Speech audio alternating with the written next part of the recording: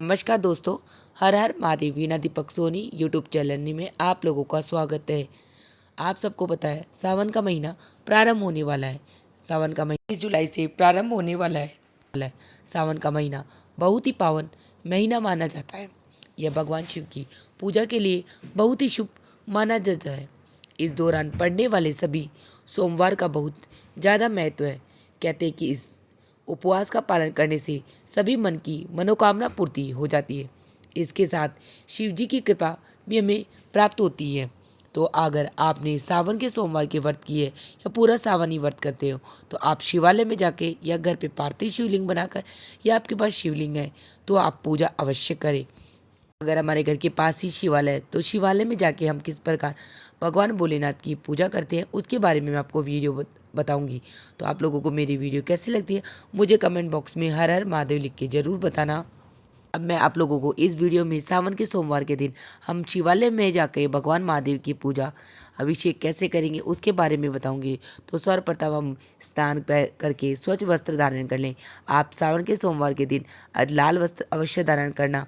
तो अब हमने भगवान की पूजा की थाली ले ली और मंदिर के लिए निकल गए।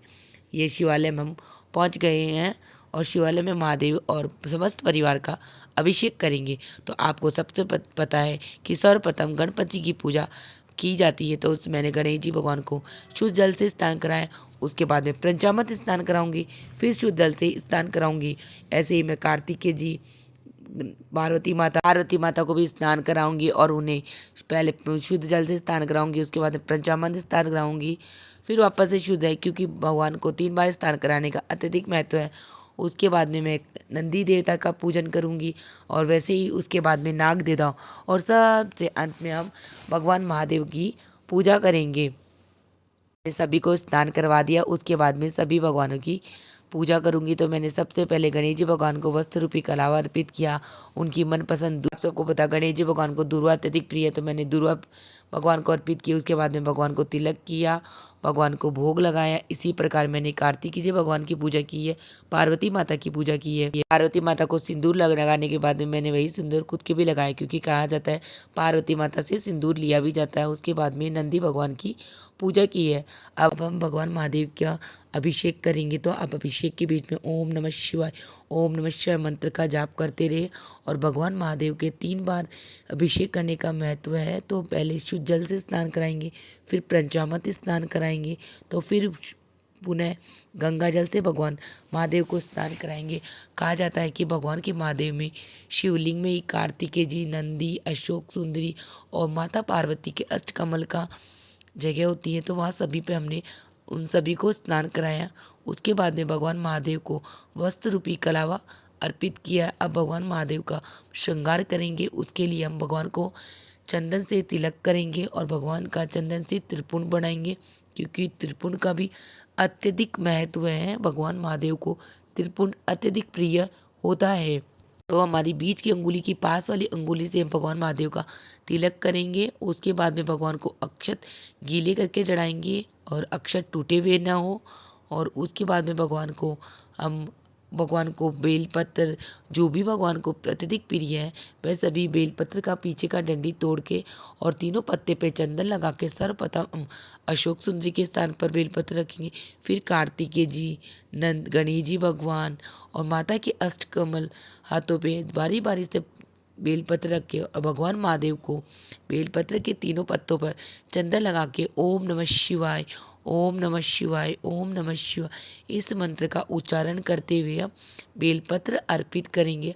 आप भगवान को 5, 7, 11, 21, 108 जितनी आपकी श्रद्धा हो उतने बेलपत्र आप अवश्य अर्पित कर सकते हैं। अगर आप लोगों को बेलपत्र नहीं मिले तो शिवालय के अंदर जो भगवान को महादेव को बेलपत्र अर्पित किए हुए होते हैं वही आप धो के पुनः भगवान को अर्पित कर सकते हैं। उसके बाद में भगवान को शमी पत्र अर्पित किया क्योंकि भगवान महादेव को शमी पत्र अधिक प्रिय है। उसके बाद में धतूरे के पुष्प, भगवान महादेव को कनेर के पुष्प अत्यधिक प्रिय है, वह भी भगवान महादेव का ओम नमः शिवाय, ओम नमः शिवाय, ओम नमः शिवाय मंत्र का उच्चारण करते हुए भगवान को अर्पित करेंगे। आप धतूरे का पुष्प, मदाक के पत्ते, यह सभी जो भगवान भोलेनाथ को प्रिय है वह सभी भगवान का श्रृंगार करते हुए भगवान महादेव को ओम नमः शिवाय, ओम नमः शिवाय मंत्र का उच्चारण करते हुए भगवान को पुष्प, फूल, पत्ते अर्पित करते रहो। अभी ये भगवान महादेव का श्रृंगार आप सबको कैसा लग रहा है, प्लीज़ मुझे कमेंट बॉक्स में कमेंट करके भी बताना। उसके बाद में हम माता पार्वती और भगवान महादेव का गठबंधन बना देंगे। जो मोली लेके आए हैं, उस मोली से हम भगवान महादेव और माता पार्वती का बंधन बनाएंगे। अब हम भगवान महादेव के दिया प्रज्वलित करके आगे की पूजा करेंगे। तो आप दिया हमेशा अपने घर से ही बनाकर लेके आएँ। मंदिर में किसी अन्य के दिए में दिया प्रज्वलित नहीं करना चाहिए। कहा जाता है कि अन्य के दिए में प्रज्वलित करने से हमारी पूजा का फल उस जिसका दिया होता है उसे मिल जाता है। इसलिए दिया हमेशा घर से ही बना के लाएं। उसके बाद में भगवान को भोग के लिए मैंने मिश्री और पताशा अर्पित करिए। आपने भगवान के भोग के लिए जो भी बनाया है वह अर्पित कर सकते हैं। ऋतु फल भी भगवान को भोग अर्पित कर सकते हैं आप। उसके बाद में भगवान महादेव को धूप दिखा के हम सर्वप्रथम गणेश जी भगवान की आरती करेंगे। उसके बाद में भगवान महादेव की आरती करेंगे। कहा जाता है कि सावन के सोमवार में 3 तार की बत्ती बनाकर अगर भगवान महादेव के आगे दिया प्रज्वलित करते हैं तो हमारे मन की जो भी इच्छा होती है, मनोकामना होती है, वह भी पूर्ण हो जाती है। तो मैंने भगवान महादेव की इस प्रकार बत्ती बनाकर पूजा कर रही हूँ और अपनी मन की मनो इच्छा मांगकर। अब भगवान महादेव की आप 16 सोमवार कर रहे हैं तो व्रत की कथा कहानी सुन लेंगे। और कहानी सुनने के बाद में भगवान महादेव की कपूर की आरती का भी अत्यधिक महत्व होता है। आप या तो ये दिए जो आपने प्रज्वलित किए हैं उनसे आरती कर सकते हैं या आप कपूर की आरती कर सकते हो, क्योंकि भगवान महादेव को कपूर की आरती भी अत्यधिक प्रिय है। तो सर्वप्रथम गणेश जी को करेंगे, फिर कार्तिक जी के, पार्वती माता, नंदी, नाग देवता। उसके बाद में हम महादेव को कपूर आरती करते रहेंगे, क्योंकि भगवान महादेव की आरती सर्वप्रथम हमने गणेश जी की आरती की है, उसके बाद में महादेव की आरती की है। सर्वप्रथम हमने गणेश जी भगवान की आरती कर ली, उसके बाद में महादेव की आरती कर ली है। आरती हमेशा अंत में होती है। अगर आप 16 सोमवार व्रत की कर रहे हो तो 16 सोमवार व्रत की कथा कहानी सुन लेंगे और महादेव का तांडव स्तोत्र भी सुन लेंगे। अब मैंने सभी भगवानों को आरती दे दी है। आरती रख देने के बाद में वह आरती रख देंगे। सावन के सोमवार में या पूरे सोमवार भी आप इस प्रकार प्रतिदिन भगवान महादेव की पूजा कर सकते हो। इस प्रकार पूजा करने से हमारी मन की जो भी इच्छा होती है, मनोकामना होती है, वह पूर्ण हो जाती है। उसके बाद में हमने भगवान को आरती दे दी है और भगवान का जल हमारी आँखों पे लगा ले लें। गणेश जी भगवान महादेव से आशीर्वाद ले लेंगे।